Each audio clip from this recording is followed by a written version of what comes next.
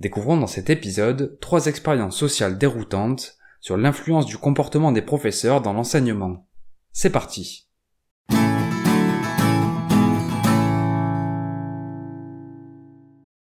Commençons avec l'expérience de la troisième vague.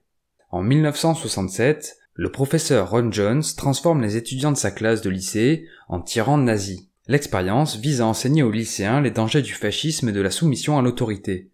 Pour ce faire, l'enseignant instaure progressivement une série de règles strictes et crée un fort sentiment d'unité et de communauté dans sa classe. Par exemple, les étudiants doivent saluer d'un geste nazi, porter un brassard symbolique ou dénoncer les individus du groupe qui ne suivent pas les règles. L'expérience prend fin au bout d'une semaine, une fois que le professeur finit par présenter aux élèves les horreurs de l'Holocauste et les dangers de la soumission aveugle à l'autorité. En tout cas, les résultats montrent la facilité avec laquelle les individus peuvent être manipulés par une autorité charismatique. L'expérience est devenue un cas d'étude classique en psychologie sociale. Des comptes rendus détaillés de l'expérience sont publiés dans des articles, des livres et des films paraissent sur le sujet.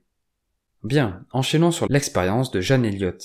En 1968, l'enseignante américaine Jane Elliott mène une expérience sociale sur ses élèves pour enseigner la discrimination raciale. Elle divise les enfants de sa classe en 2 groupes en fonction de la couleur de leurs yeux. Le premier jour, les individus aux yeux bleus sont considérés comme supérieurs et bénéficient de privilèges. Les autres élèves sont traités de manière injuste et reçoivent des remarques désobligeantes. Le deuxième jour, l'enseignante inverse les rôles. Les enfants aux yeux marrons sont désignés comme plus intelligents et ceux qui ont les yeux bleus sont discriminés.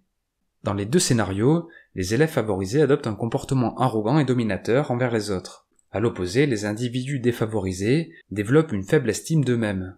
On observe aussi que les sujets des 2 groupes tentent à se séparer, s'ignorer ou se battre. L'expérience est filmée et suscite beaucoup d'attention et de débats. Son caractère traumatisant pour les enfants et son manque de rigueur scientifique sont critiqués. Toutefois, l'expérience de Jane Elliott met clairement en évidence la manière dont la discrimination affecte le comportement des enfants, leur estime de soi et leur performance scolaire. Terminons avec la dernière expérience portant sur l'effet Pygmalion. En 1968, une étude démontre l'influence de l'attitude des enseignants sur le comportement et la performance de leurs étudiants. Les expérimentateurs suivent un groupe de professeurs sur plusieurs mois. En début d'année, ils expliquent à une partie des enseignants que certains de leurs élèves ont un potentiel académique exceptionnel, sans que cela soit confirmé par des tests ou des preuves objectives. Étonnamment, les sujets identifiés comme ayant un fort potentiel montrent une amélioration significative de leur performance scolaire au cours de l'année.